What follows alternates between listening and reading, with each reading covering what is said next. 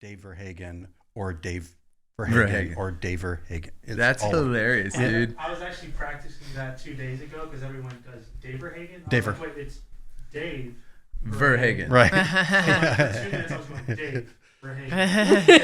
Verhaagen. Dave Verhaagen. Verhaagen. Dave Verhaagen. That was perfect. I felt That it. should be our intro too. Hey, dude, you laid it down. You laid it That's down, our intro Edna. We music. felt it. That's a good drummer right there. He can get us there. We didn't even. That's amazing. All right, we good to go? Yeah, that was good. Hey everybody, this is another edition of Journey on My Mind. I'm Dave Verhaagen. Dave Verhaagen. Dave Verhaagen. Dave Verhaagen. That's him. We were saying that because before we went on, we're talking about how Dave Verhaagen all runs into the same word, right? But it's Dave Verhaagen. And your middle Yes. initial is A. So it's D.A. Verhaagen. I'm here with Sam Barnhart. All That's kinds right. of rhymes. That's right. Yep. What's up, Sam? Hey, Dave. Hey, Suzie guys. Lind is here. Hi, everyone. And Lauren King. Hello. And we kicked out Kevin. Yeah. Actually, Kevin has some stuff that he needs to take care of today, but Yeah. it gives us a good chance to talk about Kevin. Yes. That's right. And Yep. what I want to talk about, and I was going to talk about it if he was here, Okay. is how I feel like trivia night was rigged. Totally rigged. I have a story about it. 100%. I was screaming it from the front. Did you hear me? No. I was protesting. That it was rigged. I was protesting. So Yes. Kevin's team won trivia night, and all the questions were questions about Kevin Dixon. Yeah. One question was, what year was Kevin Dixon born? Basically. Another question was, when did Kevin Dixon's office move to Wilson Pike? Another Oh, was my like, gosh. here are a bunch of Bible questions for anyone seminary graduate here. Is this true? Am I Yeah, making it this was up? totally true. 100%. Yeah. So, And yeah. it was like, it wasn't just what year was Kevin Dixon born. It was like all these things that happened in that same year. Like JFK was shot that year. Right. And like, I don't know, there was like a couple other things. And I thought, that's so lame. Well, here's an interesting fact about that year. Actually, the same day that John F. Kennedy was assassinated, C.S. Lewis died. The same Oh, day. really? Yeah. I yeah. didn't know that. Little Yeah. C.S. Lewis fact.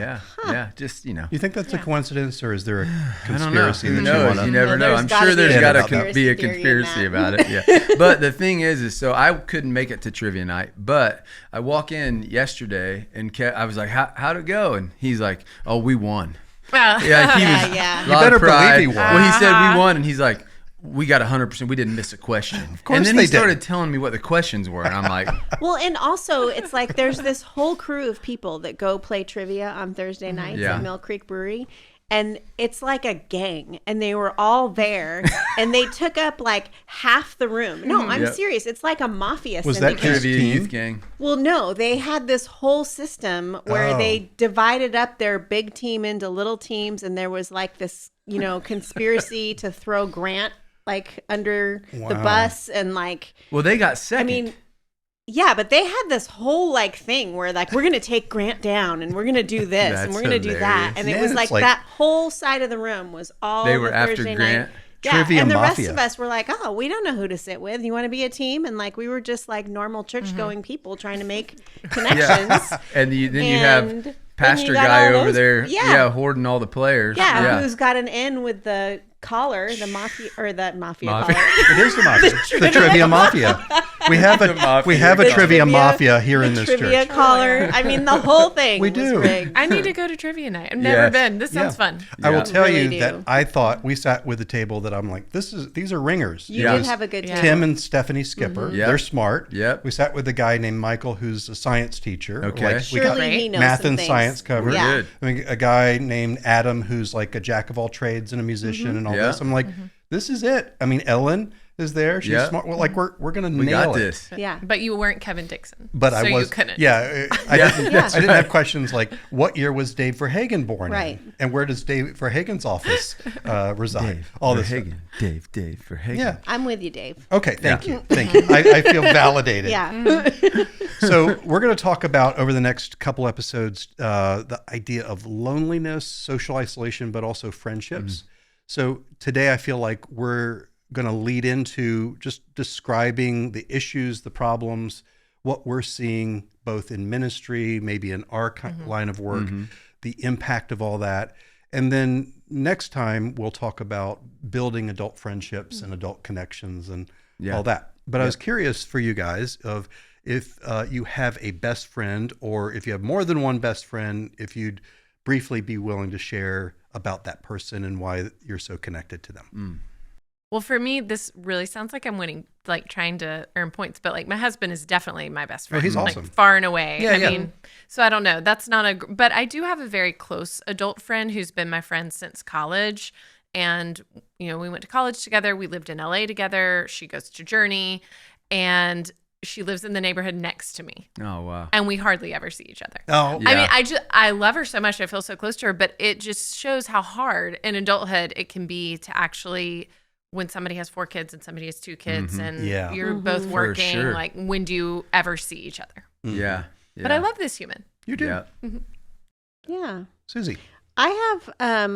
I have a few best friends. I have one that I've been close to since high school, and we've raised our kids together, and it's been really great. And then I have 2 more that I met post kids that, you know, this is what I'm thinking of. I'm thinking about my Marco Polo. The people that I Marco Polo with. Yes. So, yeah, I'm very blessed that I have a few people in my life that are my go-tos. Yeah. Yeah. Yeah, I feel the same way. It's interesting because I think about like through life, like there's different moments where, you know, different people have been in that place, but probably mostly would be the guys that were in Bleach with me, the band that I was in. You know, that's a dive into like, you know, you're in the trenches together, and so it really bonds you. Yeah, there were 4, so there were 5 total of us. Yeah. So, and you know, we still get together with everybody's got kids, and so we always, you know. And this was more than a decade. Yeah, we toured from like I don't know, 94. We're a band from 94 or 5 to like 2005 or so. So yeah, so about 10 years of real like 250 shows a year, like together, you know. So so that develops a lot. And you know, we were just talking about this before. That's not always the case with bands. Yeah. Sometimes that creates, you know, separation. Right. Very much. Right. But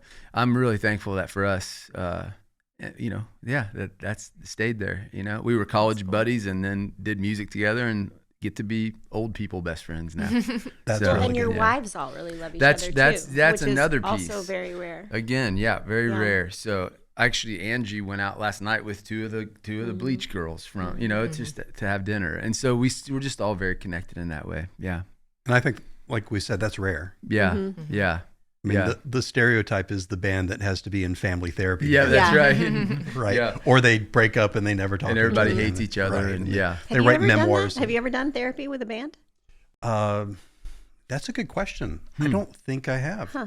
I tend to see more individuals, so I don't Yeah. do family and groups much. But I definitely know people that have. Yeah. Yeah. Yeah. Yeah. That's kind of stereotype in our field. But especially the fact that you like each other's spouses. Like Yeah. I had a friend one time work out the statistical different like chances of 2 couples becoming friends. Yeah. Like he's got to like her, he's got to like him, she's got to like her, she's got to Yeah. like all the chances are very small of That's a with couple one making couple. friends when everybody likes each other. Right. You know? Yeah. So you multiply that times 5, Right. right? And the That's odds crazy. are pretty It's very rare. cool. Yeah. So I'm super thankful, and yeah. That's cool. Yeah. Well, I will say, not just because Lauren said this, but Ellen is definitely my best friend. I'm very close with my brother. I have some other really good friends. The person I want to mention is a guy named Todd, who I became friends with when I was in grad school. He was in med school at UNC, and we literally have no memory of how we met each other. We can't. Neither of us can remember how or when we met each other. It was like it just was. Yeah. And we've known each other now for 30 some years. He's just probably, I'd say Ellen's the best person I know, but he's right up there. He's right up there. Yeah. Yeah. He's a fantastic guy. He's got a compassionate heart. He's a good dad. He has 4 adult sons, good husband. And this is stuff that he wouldn't say. Yeah. But he coached youth soccer. He would say that. Yeah. But what he wouldn't say publicly is that I can count somewhere between, let's say, a dozen to 15, 16 kids that he paid to go to college. Wow. That were on his my teams. gosh. Wow. Often Wow. Hispanic kids that didn't have, they were poor in the county, Wow. didn't So have cool. a lot of means, and That's without amazing. any I just happen to know it because I'm very close Yeah. with him, but Yeah. that's him, and there are other things I don't know about Yeah. that are like that for him. So That's beautiful, man. yeah, he's a good guy. That's really cool. Really good guy. Yeah. So I'm curious for you guys. We'll start with this side, which is the ministry side of the table. We have a little divide here: the ministry side and the therapy side. Yeah, that's right. Vocationally, let's just say that. That's We get paid for things differently than you do. that's good. Have you guys, in your conversations with people, seen a lot of loneliness, heard about a lot of social isolation? Is it your sense that that's getting better or worse? Give us a sense of what your ear to the ground has been around that topic and theme. Yeah. I mean, I sit with people all the time, and loneliness is so prevalent, loneliness. And we're talking about people who aren't necessarily by themselves, Yeah. right? They're lonely just in their life in general. I think we saw a lot of that rear its head, the last few years, like through the pandemic. And then I see it in our kids a lot too, with social media and I don't know, just the way that it's created friendships that necessarily aren't like in person, and Right. and some people, that's the only like relationships that they really have, and so it's like a version of, but not truly so I don't know all the science and all the things behind that, but I definitely see that daily, I would say.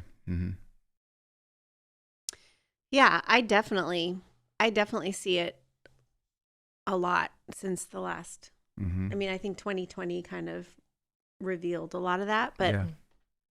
one thing that I think I've noticed a lot lately is people beginning to understand, like, and being able to define and name loneliness.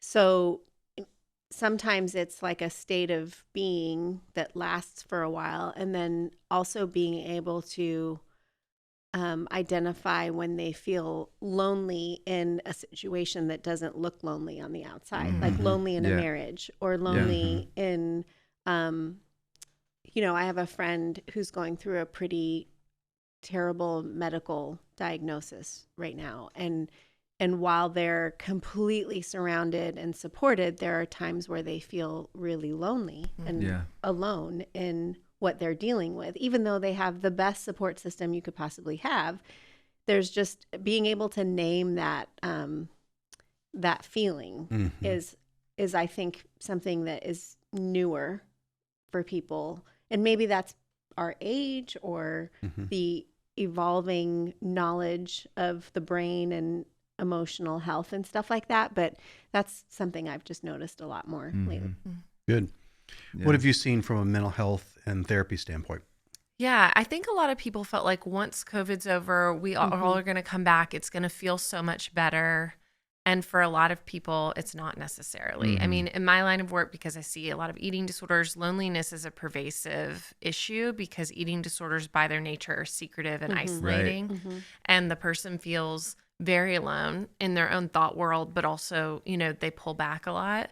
But even my clients who are not struggling with eating disorders, I do feel like I'm hearing this theme a lot of loneliness. Like everybody's doing stuff again, but I sure do feel alone. Yeah. What about you? Yeah, same. Yeah, my experience is the things you're talking about with people having these online relationships and no in-person relationships. Right. Sometimes literally none. Yeah. Sometimes like the only people that they have relationship with are online. Yep. And I'm not invalidating that. I think that there's some merit to it. Sure. But I've definitely seen that. That's huge. And then people having the experience of feeling lonely and left out.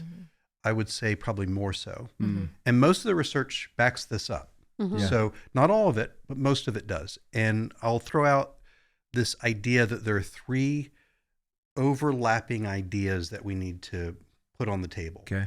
So in research on this topic, there is the concept of loneliness. Mm-hmm. There's the concept of isolation, Okay. and there's the concept of living alone. Okay. And all 3 of those things are overlapping but different. Mm-hmm. So you could live alone and not feel lonely, Right. or you could live with someone and feel lonely. Right.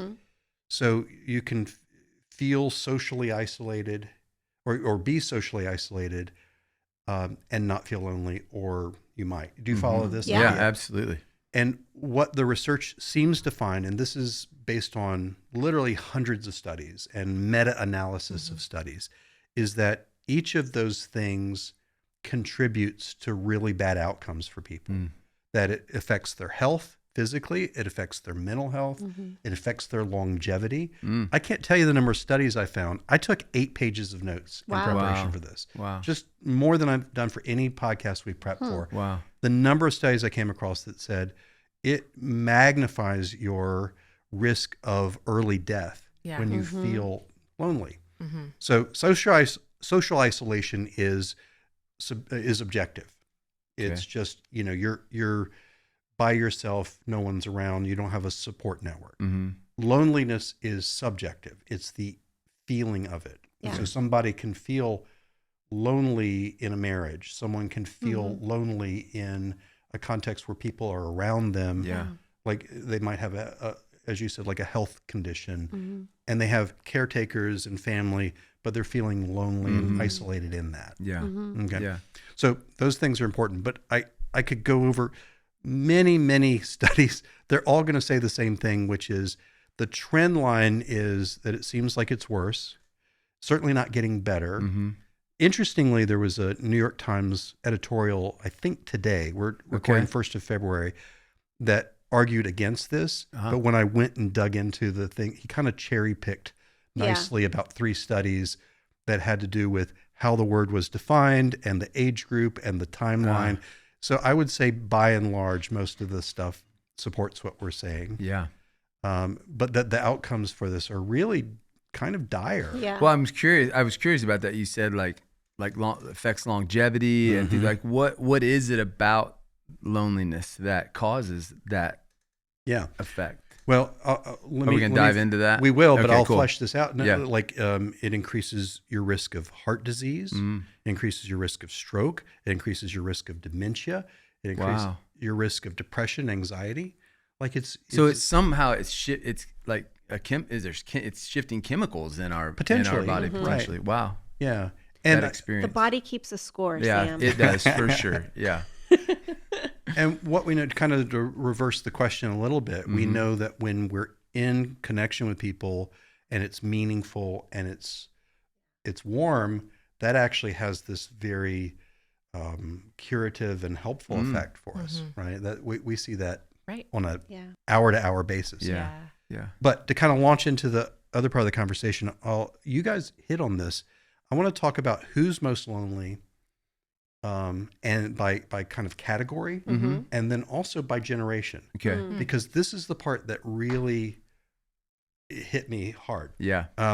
So here's who's most lonely in our culture: minority racial groups. Okay. 75% of Hispanic adults Wow. report loneliness. Wow. 68% of African Americans. People with lower income, family income, or similarly like Medicaid recipients, much higher rates of loneliness. I'm going to skip the next one because that's going to come out in the generational piece. Parents versus Wow. non-parents. Isn't that weird? Wow. But does that make sense to Yeah, you? absolutely. How- I have how do you so see many that? questions right now. Go. So it makes sense to me because I think parents right now feel it's like almost everything else in our lives because of our exposure to everyone else's life on social media. we have this like higher expectation on ourselves to perform and do the thing well. Mm-hmm. And so we're very focused on ourselves and how we're doing as parents, and whether we're doing the right thing, making the right decisions, choosing the right form of discipline, like all these things. And I think anytime you turn inward, you can be prone to loneliness. There you go. And there's so much pressure on us as parents to set our kids up well so that they can succeed. Yeah. Right. And it feels like if you're not sacrificing everything, your own personal time, relaxation, happiness, to make sure that they're on this team, that team, have these opportunities, that you're not being a good parent, and they may not have these opportunities later. Right. So then there's not a lot of time for you to have personal friendships, and that sort of thing. Like I could see my friend Mary, who I was talking about. I mean, we would see each other a lot more if we didn't have kids. I'm so glad we have kids. They're wonderful. But, we would hang out all the time, Well, and then the money that you're spending on all that stuff Right. too kind of taps into, well, what's going to be left for me and my security as I get older. And then that triggers a whole line of things. Yeah. And kind of drilling down even further. So parents more lonely, moms more lonely than dads, right? Which makes sense. Because your connection with your child is lovely and wonderful, but it's different than an adult connection. Right. Yeah. And when you pour all your connection juice into the child, then you don't have anything left for anyone else. Right. Right. When I play baby dolls for an hour and a half, great. Yeah. On some levels. On some levels. It's great on some level. That's right. But what you're hitting on is a really important thing is that Lauren's starting to twitch. that scratches one itch, but it doesn't another. Right. It doesn't meet the need for really social connection and peer connection. Right. Of all the groups here, the biggest that I've told you so far is single parents. The single biggest group or the highest percentage is single parents. 77% of single parents Wow. That makes sense. say that they're lonely. Okay. Wow. Now, here's the kick in the head. Let's talk about it generationally. What is your intuitive sense of who's most lonely? Let's start with, we've got boomers, we've got Gen Xers. So boomers would be Like Kevin. Kevin, who's old. No, like older or mid 60s. Yeah. And then we've got Early. the millennials, which would be like, You just skipped right over the Gen I'm sorry, Xers. I said it again. They always Gen get Xers. skipped. They I know. always get That's skipped. what we're known Gen for. X. And the funny thing The is, forgotten I generation. wrote 2 books about Gen Xers. That's I hilarious. literally did. That's Every time. hilarious. And I'm one of them. Okay. Gen Xers, Yeah. who would be, 40s, 50s, Yep. up to 60. And then we've got, Ish. Ish. Yeah. the millennials. Yeah. And then now our younger Z. folks, the Gen Zers. Mm-hmm. Who's most lonely? I've got a guess. All right, let's see. This is just pure guess. Yeah, You don't this know. is a guess, but I'm just thinking, talking about through my experience, even as a dad here, I'm going to say Z is potentially the loneliest generation. You want to guess? I feel torn because I'm like, boomers, maybe they're like older and lonely and don't have support. But the millennials, we seem to have all the problems, Yeah. Gen X is like, leave me alone anyway. I don't know. So I've been alone my whole life. I know, We've I'm been gonna go- forgotten our whole life, so I'm we going don't to go care. millennial. Yeah. Millennial. Okay. Millennial. Just because they always have the problems. I don't know. Here we go. According to pretty good study and some other things that back this up as well, boomers 19%, Okay. still high but relatively low. Mm-hmm. Gen Xers 31%, Okay. millennials 37%, Gen Z 38%. Oh, Wow. close. So All right. almost Yeah, you're identical. Pretty close, though. But the younger, Yeah. the more lonely. I see it. So we have this notion, and by the way, we're not saying that there aren't a lot of very lonely, socially isolated, Absolutely. older adults who are living alone, for sure. But what is striking to me about this is that the younger generations are reporting subjectively greater sense of loneliness. Yeah. And it ties to a lot of what you were saying earlier, Well- which is, and this isn't, we don't have a causative study that says this, but it correlates with screen time I have a theory. I like do you too. wouldn't believe. I do too. Theory. So what I've observed in my own kids and their friend groups is you give a child a cell phone and they begin to communicate and build friendships over text, Yep. social media, all those things, they learn how to talk to each other in a certain way over a screen with screen courage that they would never talk to somebody in real life. So they enter in cyberbullying and sexting, like all the things that we do over a phone that we wouldn't ever do in somebody who's embodied in front of us, right? So this is how we build this is like the foundation. The foundation Yeah, of our that's right. relationships is built on these types of interactions. And so then when we actually are with people, we don't know how to be with people. And so the former, the screen friendships and stuff like that, that's never going to fulfill you as a embodied person. But then when you're with another human being and you attempt to find intimacy and friendship there, you don't know how to do it because you've learned how to do it this way. And so it's very incongruent. It's And like it short circuits. Yeah. Almost. Like it's like we, all the generations. I mean, I know X. We were definitely the generation that we were kind of in the middle. Like the internet and everything was developed during our life. Social media, millennials, a little similar, but Z were the first generation that I think were born into social media world, and so it feels like some of the relational equity that we build through those, through just like FaceTime, not FaceTime, Apple FaceTime, but real like person to person is done through an app or through texting or social media. And so it's almost like you're short circuiting some of that real being actually known, like being that face to face kind of relationship, so it develops it differently, I think. It feels like it robs us of our ability to develop a strong internal relationship with ourselves too. Right. Yeah. Like there's so much cognitive load and avoidance on phones where we're almost never fully left alone in the quiet to develop a relationship true. with ourselves. And so when I think about like boomers, they may be living alone, but that might be okay because they have kind of an internal really a good. friendship going. It's okay to be alone. And I think it's harder to be alone when you're constantly distracted.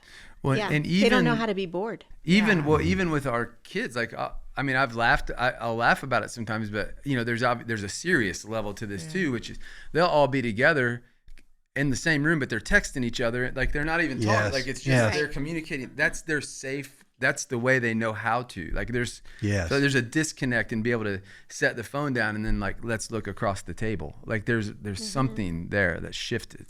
So My kids used to get so mad at me when they were my older kids, and now my youngest is dealing with this in his life. But I wouldn't let them text girls until I saw them talking to girls in person. And they hated it. They were so, I was That's great. the worst human being ever to them. Right. But I think it really made a little bit of a difference for them in that, they're not like perfect socially by any means, but like I know that they struggle with loneliness and all that stuff too. But that was like one thing I feel like made a really big difference for them, that they could have those conversations. I'll give an anecdote to kind of back up what Sam was saying too. This has been a while ago, but I was asked to speak on a youth retreat, and I met at the church, and then I went in one of the vans with a group. And going up there, the van was almost entirely silent, and there were like 4 guys on the front bench. All of them were texting each other, and people in the van. And other people were they were having all this interaction and occasionally laughing and remarking about it, but it was like they were not talking to each other. They were sitting beside each other. And I agree with everything you guys have said. The one thing I will add though is, if we're being honest, this isn't just a kid thing with the screens. Totally. Elle and I were on vacation. I'm not trying to brag here, but it was a birthday trip to Costa Rica, which was, we'll talk about that in another. Okay. Awesome. Right. I saw the pictures. It was so great. And a couple nights we were, it's a place where they have on property, they have different restaurants. We were at a steakhouse, and we were in one room that only had 4 tables. Like it was like a back room, and there were 4 tables. Yeah. The room was mostly quiet except for me and Ellen. And I looked, and all these adults, couples, are just staring at their phone. Yeah. Right. And these are Americans. Yeah.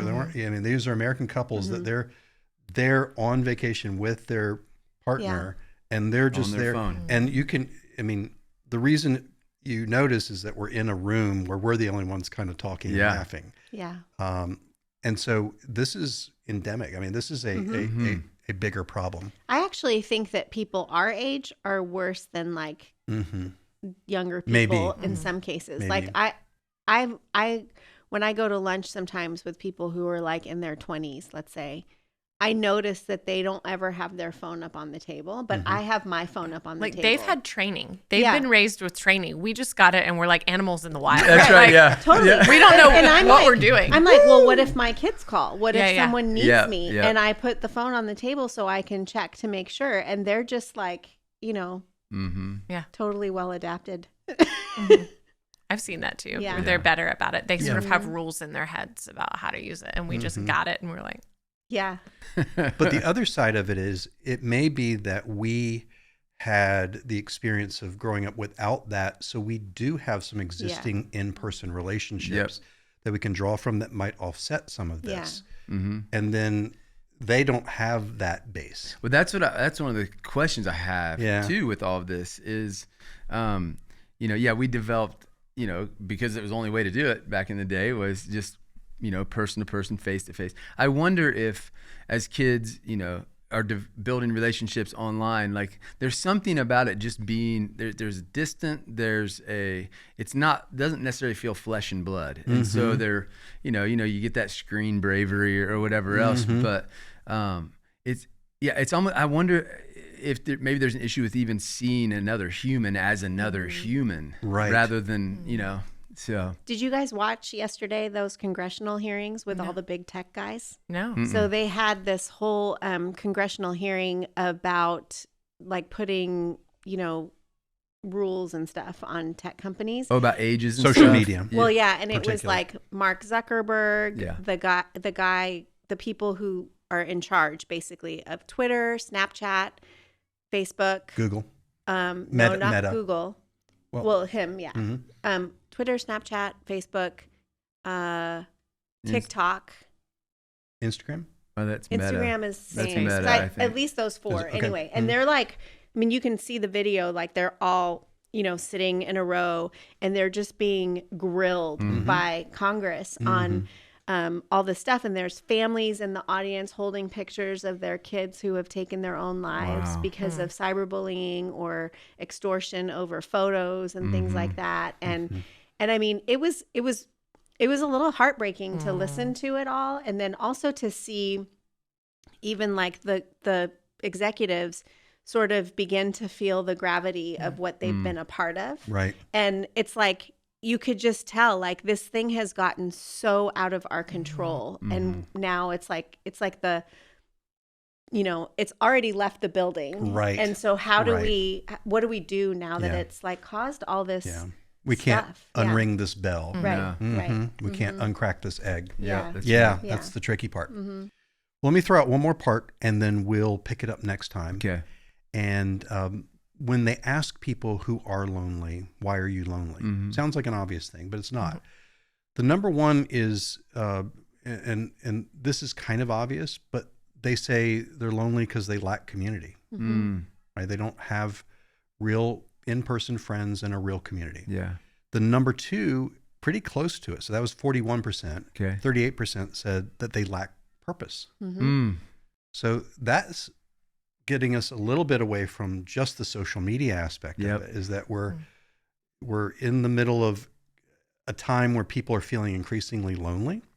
And a big part of the reason is that people are saying, I don't Purposeless. know what I'm about. Wow. Yeah. I see that in my family. Yeah, I do too. Any thoughts about or comments about that idea? The thing that's coming to mind for me is it's interesting as the church changes so much, it's in this massive shift, which I think is good, that it's been questioned and disassembled in some ways and things like that. But how the other side of that might be that people who had once found purpose in their faith might not know where to go in this time. Yeah. Yeah. Yeah. What strikes me too is that it does feel like the other side of that is the church does have a role in this if the church is healthy and good. Yeah. For sure. Yeah, Right? That this is, absolutely. I mean, if the reason why people are lonely is because they have no community and they have no purpose, a very healthy, good church fulfills those things. Yeah. Right. Yeah. Mm-hmm. So looks like that'll carry us over to Yep. next time. So you guys be thinking about what do we do and what does this look like? Yeah. Questions for next time. We'll also talk about really specific things about building intentional adult friendships. Yeah. Yeah. So we'll do that. Love it. Sound good? Yeah. Sounds Good. great. Thanks, All right. guys. Thanks, you guys. This has been another episode of Journey on My Mind. I'm Dave Verhaagen, along with Sam Barnhart, Suzie Lynn, Lauren King. We'll catch you next time.